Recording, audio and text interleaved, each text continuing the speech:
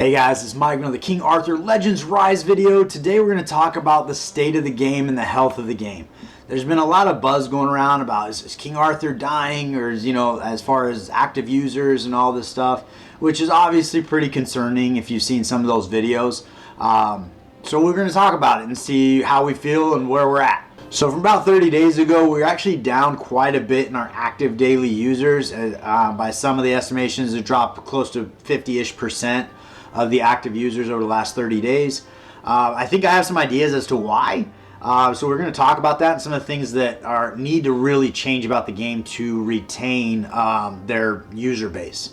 I think the game has incredible bone structure. I think it is a really fun game, and it has a lot of things that speak to people in these gacha formats, and I think that it has a lot of unique aspects as well and can be very successful. I personally don't think that the game is dead by any stretch of the imagination. I think that it is going through a lull, maybe some growing pains, but I do think that if they're motivated to press forward, there are plenty of ways they can increase their retention in this game because there's so much stuff going on. So the first and foremost thing that brings anybody to a gacha game is the actual champions themselves. You want to collect the champions. I think one of the biggest issues that King Arthur has, and probably not going to be a popular opinion, is I think they are significantly too generous with how you get and acquire champions. At the end of the day, I've been playing for approximately 60 days. I have every champion in the game you can pull with the exception of Vivian and Gilroy. I could have Florentius if I wanted, but I decided to increase my chivalry level on Sergius, and Ceres has not entered the pulling pool because she's too new of a champion. But if she comes back up, I'll be able to pick her up as well. That to me is a problem in the sense that the collector in me is almost done. The collector in me almost has everybody. So why am I going to keep collecting, right? Now, you can argue the chivalry aspect of the game and you need multiple copies and all that's good. I think the duplicate system in the game is actually strong, and I think the chivalry is pretty strong. I think pulling a character 11 times is a little bit tough. But even still, like you don't even need to pull the character. You can get the memory stones and upgrade chivalries on specific characters without ever pulling a duplicate copy of them. There's ways to go through the shard shop where you can get copies of characters. So those all are great ways of negating the need to not have an avenue to get a champion. In other games, it's extremely frustrating. Like, let's just say, for example, you wanted a Bedivere, and that is the character that you want on your account more than anything. Well, when your champion pool is obnoxiously large, it's really hard to pull that champion. And if there's no other avenue to get that champion, you're just solely relying on RNG for it to work. I think King Arthur and what they're doing with the memory stones and the shard shop and all these other options to acquire Bedivere is an amazing thing. I think that it's incredible because there's no champion in this game that's unachievable. You can get every single champion eventually, like once they enter the champion pool. I think that they are very generous with the drop rates. As far as your pity system being at 60, I think is really strong. It's probably too generous because at the end of the day, you're stacking up these legendary characters way faster than they're bringing them into the game. So one thing I think would be a great way to start to fix this is when they do these rate up summons, you could either do 2 or 3 of these rate up summons at the same time, really stretching your rate up summon tokens thin, so you kind of have to pick which one you want to go after as opposed to just one at a time. So when a new rate up summons champion comes in, you can just go right after them and add them to your account, especially now when they're guaranteed after 60. If they continue that, it's a lot less to try to collect. The other thing would be, instead of launching one champion every 2 weeks, pick the rate up, where maybe you're launching 2 champions every week instead, where it's like more and more champions are coming into the game, and it doesn't have to be forever. It just has to be enough where the collectors in the game start falling behind, where they're like, hey, I had every champion in the game, but now there's 5 or 6 that I'm really trying to get, and that way they continue to want to play the game. And in that same space, do not stay on these legendary champions. Like, bring rare champions into the game. If you're going to introduce mythical champions into the game, which I think there's a lot of kind of leading signs that is the direction they want to go, you need to launch 2, 3, 4 champions at the same time. Where it's like, okay, I can only get one of the new champions, or maybe do events where I can earn a champion as well as I can pull for a champion, and make those events kind of challenging, where it's like I have to go through and accomplish specific tasks or really grind out the game, that are ways of helping my account anyway, getting better gear, for example, all the stuff where it's just going to add to the growth of the game, that the collectors that are out here for these gacha games have something to do that they're excited about, where it's like, even if it's task oriented, at least there's a event that pops up where the reward isn't more stamina, and it's not more rubies, and it's not more summons. It's actually a character they do not have.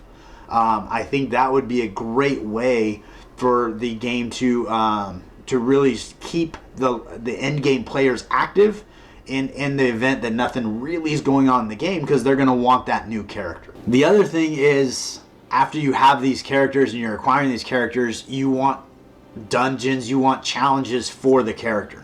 So some ideas would be adding additional chapters in adventure mode or story mode, or maybe moving on, because this is kind of like a book.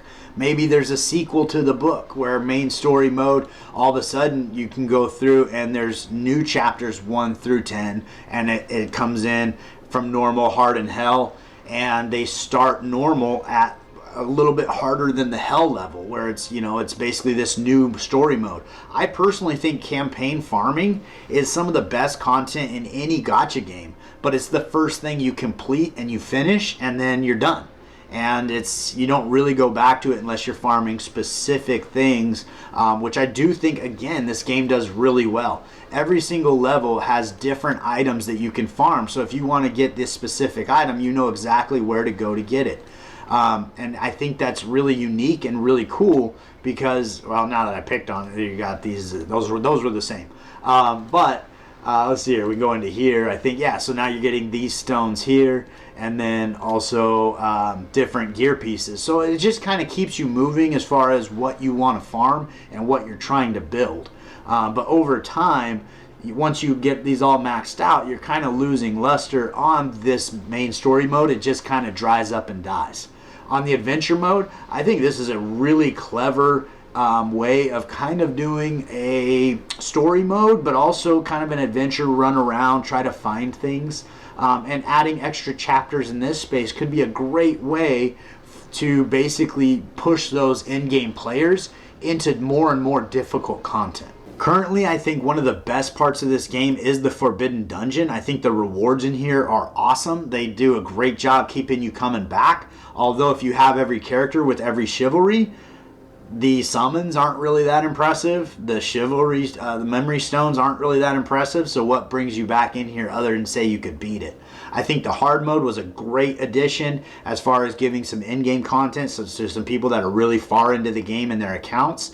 And I'm hoping when I get there, I'm not there yet, the rewards do get a little better. And you're getting more and more things that benefit an in-game player. I would argue in here, 6-star gear would start to be, really impressive to be able to get that on the account, because it's so difficult to get 6-star gear in this game, that when you get to those in-game places, you don't want to get a 4 or 5-star piece of gear. You may really not want to get a lot of summons outside of the upgraded summons, because that's how they launch new champions. But what am I pulling these guys for? At the end of the day, I've got every character already chivalry level 10. These are basically useless at that point. Like, they're not helping my account at all. Those are the kind of things you got to really take into account for an in-game player to keep them coming back. It's like, what do they need on their account, and why do they need it? And then what does it take to achieve it, and make it difficult and challenging where it's fairly engaging. So far, my feeling on the clan raid experience and the clan war, it seems pretty lackluster. I think it is going to be pretty hard with a very limited player base to get this game mode really engaging for the whales or for in-game players. but there could be ways of making this more challenging, maybe introducing bots, or instead of fighting another clan directly, you have similar to Forbidden Dungeon where there's specific challenges you have to do or something along those lines. I think the clan raid where you're going through the bosses is kind of cool. You feel like you can contribute. But on the clan war, most of the time I go in there, nobody put in any defenses, so there's nobody for me to beat. And if there are, they're not, maybe my clan already went through and beat everybody. So I think those kind of things kind of take away from the clan experience and really need to be re-looked at and reworked. Another piece in this game that needs to change is, I think, in the sealed temple, I would argue instead of doing 6 tickets per day, just make it use a lot more stamina. But if you want to go in here and upgrade your skills and upgrade your tomes and get that done, these 6 a day are pretty restricting, but it is kind of the filter that keeps an in-game account slowing down. But at the end of the day, if this is all that an in-game account is having to work on and you're limiting that to 6 a day, it can feel pretty stifling. Maybe it's something where, as you get to more in-game, you can open this up to 12 a day or something like that. I don't know. But that could be a really big benefit for those in-game players to see the progress on their account. But the key thing there is you don't want them to max every champion out. You need more champions. If you're going to open this up, you need more champions for those in-game players to work on.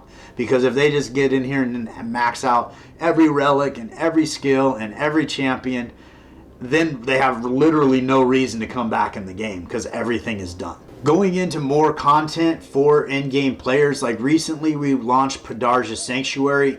I think a lot of in-game players went straight to Sanctuary 10 and were completing that pretty much without a lot of effort. So I do feel like to a certain extent we really need to start putting together in-game content where the stats on these are significantly harder. We get a lot more mythical pieces where we can craft 5 and 6 star gear instead of 4 and 5 star gear. Maybe bring out a hard mode of each and every one of these dungeons. Maybe bringing out in the hard mode you can actually farm vigor gear. Or do some sort of gear rebalancing. We'll talk about that in a minute. But if you brought a hard mode out of each of these dungeons, similar to what they did with the Forbidden Dungeon, it could add a lot of significantly more difficult content for in-game players. But the key there is the reward has to be worth it. It has to be worth the effort to farm in those spaces. Otherwise, the in-game player has, again, nothing. Like, what's the purpose of beating harder versions of Lyscalag if I'm just going to get these same exact materials and, slightly better star ratings? There's no purpose of it. So I think that by doing hard versions of each of these dungeons would be a very easy piece of content to add to the game. It could happen very quickly and it would be very engaging for those in-game players if we did the rewards that made sense for them. So I brought it up with the gear. As far as the gear, I think this is one of the biggest opportunities in the game is they need to do something to change this vigor set and how it functions in the game. Because this vigor set is almost necessary for every single champion, which basically makes every other piece set completely irrelevant. Because you're never going to use it because it's never more important than vigor. And there might be a couple exceptions to that, but we've talked about it before on the channel. Vigor is the answer. Like, you want vigor on every single character every time, almost exclusively. And that's not healthy for all these other sets that are out there and what they can do and bring to the team. I think the move here to fix this easily would be you change vigor set to 2 pieces and you limit it one per champion.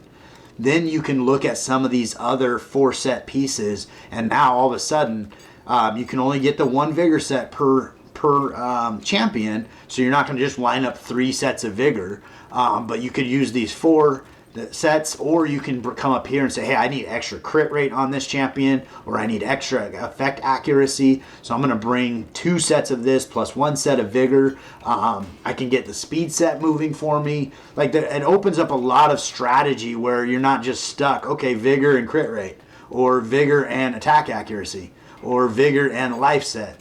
You know, like there's very limited ways to build your characters in this because Vigor is so overpowered. So I think that adjustment would be incredible. I don't think that they need to nerf it completely. I think that they just need to make it where some of these other sets are equally powered, or open it up where other sets are necessary. Where it's like if you're only using 2, then you have 4 open. So all of a sudden you can take a look at what else is going to benefit that particular champion. And taking a step out and taking a look at events, I did really like the King Arthur 100-Day Celebration event, but if I look at this through the lens of an endgame player who has all the characters and most of their chivalries, there's not really a lot of benefit in here. Like all these summons, the special summons, are kind of moot. Like it doesn't help an endgame account. I think when you get into the upgraded summons, I think that would be something that would be a little more exciting for an in-game account. I think during the iWear event, these events I think are actually really cool, where it's like, hey, you got to utilize a champion that maybe you typically don't use on your team and build them in a way that they can get through content that typically they're not meant to do. I think that is very engaging for an in-game account. The struggle is the content itself isn't super difficult, and the rewards aren't incredibly beneficial. Like if I'm looking again through the lens of an in-game player, there's nothing in here that's going to get me super excited to actually go through and fight that challenge. Same thing with Clarison. I think the Clarison event, you did have the upgraded summons instead of the special summons. But again, like I'm not sure exactly what we're hoping to achieve here for an in-game player, but getting memory stones for that 1 or 2 legendaries that you haven't got Chivalry 10, something along those lines could be a little bit more juicy and more engaging for an in-game content. And then I would also make this significantly harder. Like I finished all of these events within days of this event coming out, and it was out for 14 days. So for the last week, I haven't really had to do anything in the event space, and I've completely maxed everything out with the stamina that I get on a daily basis. And that's as a 60-day player. So an in-game player, I think, could probably knock it out even more. They're going to have more rubies if they want to buy stamina. They're probably going to have more stamina in their inbox if they want to use it. They're going to go straight to the stage 10 and get the max rewards right away. I think that by making this content more difficult and more challenging in the sense of like, oh, you have to use these 2 players that really struggle with this dungeon, or you have to beat this dungeon, but the dungeon is twice as hard, and so you have to use this particular player, and you have to beat this dungeon with twice the stats. These would be easy fixes that can enter the game within an update that could really start engaging with those in-game players and keeping that retention higher. Again, you got to make sure the rewards in this space speak to those players, though. And I think that launching one new champion, one legendary champion every 2 weeks is not the answer. Especially like that's not even really the case, because for the last 2 weeks, we didn't even get a new champion. Now, it gives us the opportunity for these raid ups, and I think this is healthy for the game. For folks that are coming in later, they're like, hey, you know what? I didn't get an iWear when iWear was big, or I really want a Clarison. You can come in here and utilize those raid up summons to get this done. But for an in-game player, probably already have Chivalry level 10. So why am I going to use my resources on that?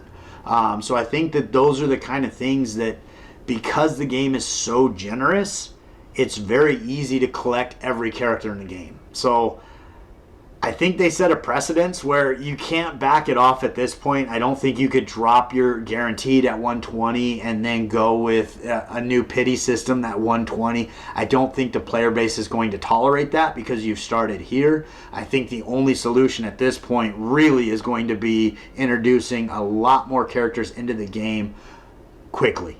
And that's going to be the thing that is required for the collectors and the gacha folks out there to want to come back and play the game, is to get those new characters and start trying to build those chivalries and trying to max their account out.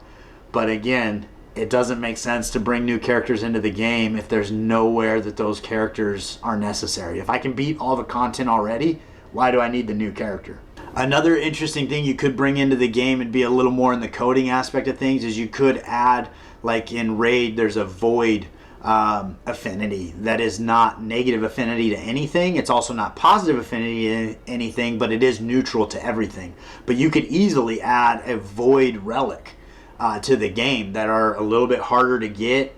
But when you get that relic, maybe you get to pick an A1 from any of the three, or an A2 from any of the three, or A3 from any of the three, and actually make your own relic based on the three relics that are already available. So all the coding's already in the game. It's just a matter of adding that into one, like, kind of supercharged relic. Maybe when you get all three relics, that's the only way you can open up the void, or maybe you merge them into the void relic.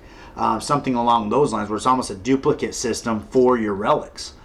Something like that, I think, could definitely engage endgame players to want to build the void relics for all their champions, and that'd be a way of adding quite a bit of content without having to come up with 20 new characters to enter into the game. Another thought that could really engage with endgame players would be in this exchange shard shop. Because the struggle is you need a lot more champions in the game, and champions that are hard to get. Otherwise, like, in-game players just have rate-up summons out their pockets. Like, they could just a lot of in-game players are going for Chivalry level 10 as soon as a new champion drops. So that is kind of taken away from the experience. But ultimately here, you're going to start stacking up these tokens a lot as an in-game player, because there's nothing for you to use them on.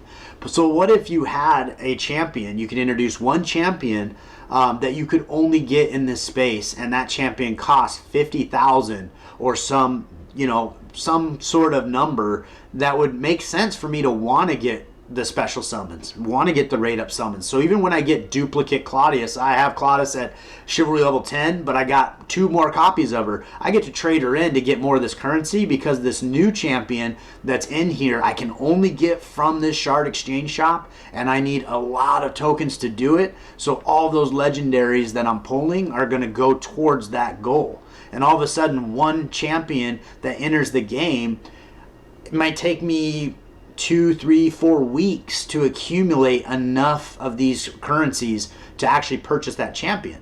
And then I got to go through Chivalry level 10 of purchasing that champion. So at least it gives me a goal and something to kind of go after over time as an in-game player, without putting a huge burden on the developers trying to launch 20 characters all at the same time to kind of challenge those in-game players. But I think in that space, like, having short and long-term goals, and by short-term I mean like a couple weeks, long-term probably being a few months, of trying to get in-game players to complete a task or something along those lines, whether those are events, whether it's some sort of long-term currency like we're talking about here, but basically trying to get those players to want to log in even when all of the content is done. But that being said, I mean, I think new content does need to come in. Like, you just need content that is going to keep those high circle Lake Avalon. Like, that's the content that keeps me coming in the game. But I'm not an in-game player yet. So every time I pull a legendary, I'm still excited. I don't have any legendaries that are Chivalry level 10. So that's what keeps me coming back. But I could see, as fast as I've been moving through my account, and I've spent $95 on the account, to be fair. But in 60 days, like, I have a pretty stacked account. Like, I'm doing pretty well. I got Morgan on Chivalry level 5 over here. I've got quite a few legendaries with Chivalry levels. I'm working towards a lot of my rares that I use are Chivalry level 8 or higher. So, give another 2 months, 3 months, I might be sitting in that same space where it's like, hey, everything is done. I got nothing left to do. That being said, we do have a new upgrade happening in 3 hours, or at least consistently speaking. This is when they run upgrades and do rate up summons and new champions and yada yada. So maybe they blow us all away over there at Netmarble and really get us surprised with some potentially new content, new champions, whatever the case is. But we can definitely look forward to that. But currently for me, I'm having a lot of fun with the game. I still have a lot of things that I'm working on currently. So I'm going to keep plugging away, even if we are down to 2,000 or 3,000 active users. I would like to get this account stacked up, and I do actually have hope of actually maxing this account out. which I don't think is healthy for the game, but the collector in me is pretty excited about it. When I get there, I might feel differently, but hopefully they kind of figure some stuff out before I get there and just keep that carrot just out of reach, where it's like I'm maxing this out, I'm making progress on the account, but there's always something for me to work for.